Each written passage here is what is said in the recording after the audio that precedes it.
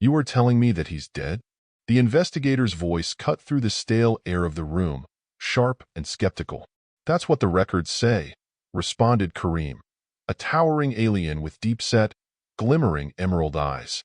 His voice carried a somber weight. Here, on Zinther 5, a missing person is legally considered deceased after 24 hours.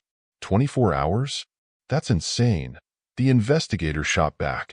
You can't just decide someone's dead because they didn't show up for a day.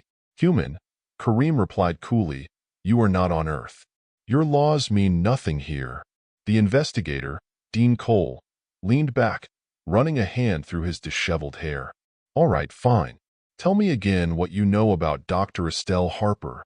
Dr. Harper, Kharim began, was last seen entering the dimensional array facility. Cameras show her passing through the main corridor, but she never exited. When her shift ended and she didn't return, she was declared absent. Absent, Dean repeated, his voice dripping with sarcasm. Nice way of saying you all gave up. It is not giving up, interrupted a third voice. It belonged to Veyl, a translucent, shimmering alien with limbs that rippled like liquid. Absence is a state of being. To be absent on Zinther 5 is to be severed from existence as we know it. Severed? You mean dead, Dean said, standing abruptly. But I've seen the footage. Estelle didn't disappear into thin air. She walked into that facility. And something happened. Kharim's eyes narrowed. What exactly are you implying? I'm implying, Dean said, his tone firm, that your 24-hour rule is covering up something bigger. I want access to the facility. That is impossible, Veyl responded immediately. The array is highly restricted. Even discussing it with an outsider skirts treason. Dean stepped closer, meeting Veyl's glimmering gaze. If it skirts treason, what does hiding a living person in another dimension count as? The room fell silent, the tension palpable. Finally, Kharim's voice broke through. And what makes you so sure she's alive, Investigator Cole? Dean pulled a small, circular device from his pocket and placed it on the table. A faint blue light flickered to life, casting soft waves across the surface. Because she's still broadcasting, Dean said. A distress signal. Weak, intermittent. But it's her. It's coming from wherever she is. Kharim's expression shifted, doubt giving way to intrigue. A distress signal? That's impossible. The dimensions beyond the array. They are inaccessible, unstable. And yet, Dean said, her signal's coming through. Someone's got to explain that to me. Veyl's form rippled, a sign of unease. If she is alive, then she is beyond reach. The array's technology is forbidden to reverse. To tamper with it risks collapse. Dean slammed his fist on the table. You don't get it, do you? She's not dead. She's trapped. And you're just sitting here, writing her off as a casualty of some bureaucratic rule. Kharim's emerald eyes softened, his voice low. If what you say is true, Dean Cole, then you are proposing a crime greater than absence itself. A crime greater than letting her die? Dean shot back. What's worse, breaking your rules or leaving her to rot in another dimension? Veyl's liquid-like body shuddered. This is madness. Dean turned to Kharim. Madness or not, I'm going to that facility. With or without your help. Kharim folded his arms, his gaze steady. If you attempt it alone, you will fail. The array. It is not meant for humans. Then come with me, Dean said, his voice softening but his determination unwavering. Help me bring her back. The silence stretched, the weight of the decision pressing down on them all. Finally, Kharim exhaled deeply. You are reckless, human, he said. But perhaps recklessness is what we need. Veyl's form shimmered again, then stilled. I cannot condone this. If you go alone. Dean looked at Kharim. So, are you in? Kharim's emerald eyes gleamed with resolve. I will regret this, he muttered. But yes, I am in. Dean allowed himself a small, triumphant smile. Good. Now let's go break some rules. The entrance is sealed, Kharim said, his voice echoing in the cavernous hallway of the dimensional array facility. The security measures are designed to prevent tampering. Good thing I brought this, Dean said, holding up a compact hacking device. "Give me a few minutes." Kharim raised an eyebrow. "You are prepared for this?" "Let's just say, I've had my share of unconventional cases," Dean replied, kneeling in front of the control panel. "You don't spend 10 years chasing the unexplainable without picking up a few tricks. And yet, you still remain alive," Kharim muttered. "A miracle." Dean smirked, focused on the device. "Let's hope my luck holds." Behind them, Veyl's shimmering form appeared at the entrance. "You are fools," they said, their voice resonating like a faint echo. "This will end in disaster." Dean didn't look up. "If you came to lecture us, save your breath." "I came to warn you," Veyl replied. "The array's dimensional fields are unstable. Entering without precise calibration could tear you apart." "Noted," Dean said, the panel suddenly beeping. "And overridden. We're in." The massive doors hissed as they slid open, revealing a dimly lit chamber filled with towering machinery. Energy pulses arced across the room like ghostly lightning. "This is it," Kharim said, his voice hushed. "The array." Dean stepped forward, awe and trepidation in his eyes. "Now we find Estelle." Veyl lingered at the threshold, their form trembling. "You will regret this," they whispered. "Maybe," Dean said, glancing back.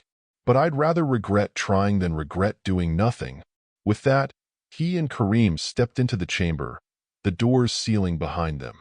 The energy within the chamber hummed with a deep, almost otherworldly resonance. Machinery whirred around them, alien symbols flashing in rhythmic patterns. "Where do we start?" Dean asked, his voice barely audible over the pulsating energy. "The array's control panel."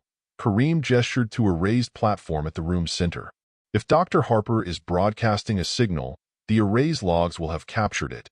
Dean nodded and moved towards the platform, his footsteps echoing on the metallic floor. Kharim followed, his tall frame silhouetted against the glowing machinery. The control panel was vast, covered in holographic interfaces and pulsating nodes. Dean stared at it, overwhelmed. "All right, genius. How do we make this thing talk?" Kharim stepped forward, his emerald eyes scanning the interface. "These controls are calibrated to Xantharian physiology. You will not be able to operate them." Dean crossed his arms. "So, it's up to you then." Kareem's fingers hovered over the controls, his movements precise and deliberate. The holograms responded to his touch, shifting and realigning. Data streams filled the air, cascading like waterfalls of light. "There," Kharim said, pointing to a specific sequence. "That is her signal. It's faint, but it's consistent." Dean leaned closer. "Can you trace it?" Kharim nodded. "I can isolate the dimensional frequency, but aligning the array to retrieve her, that's a different matter." "What do you mean?" Dean's voice was laced with impatience. "The dimensions are unstable," Kharim explained. "Pulling her back could destabilize this entire facility, possibly this entire region of space." Dean clenched his fists. "We don't have a choice. She's alive, Kharim. We can't leave her there." Kharim hesitated, his expression conflicted. Finally, he let out a resigned sigh. "Very well. But if this fails, we will share her fate." Dean smirked. "Wouldn't be the first time I've risked everything." Kharim activated a sequence of controls, and the array roared to life. The energy in the room intensified, swirling into a vortex of light and sound. The air grew heavy, charged with an almost electric pressure. A beam of light shot from the center of the array, forming a swirling portal. Within its depths, faint images began to take shape, shifting landscapes, fragmented structures, and finally, a figure. "That's her," Dean shouted, his heart racing. "Estelle." The figure moved closer, her outline becoming clearer. Estelle Harper's face emerged, her expression one of shock and desperation. Her voice, faint but audible, echoed through the chamber. "Help me."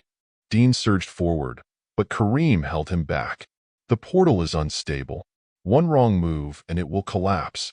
We can't just stand here." Dean shouted.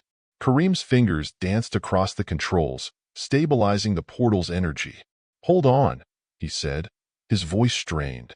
"I'm locking onto her coordinates." The portal flickered, its edges trembling. Estelle's form wavered, as if she were caught in a storm. "Dean," she cried out. "I can't hold on." "Almost there," Kharim shouted, his focus unbroken. With a final command, the portal solidified, and Estelle was pulled through. She collapsed onto the floor, gasping for air. Dean rushed to her side, helping her up.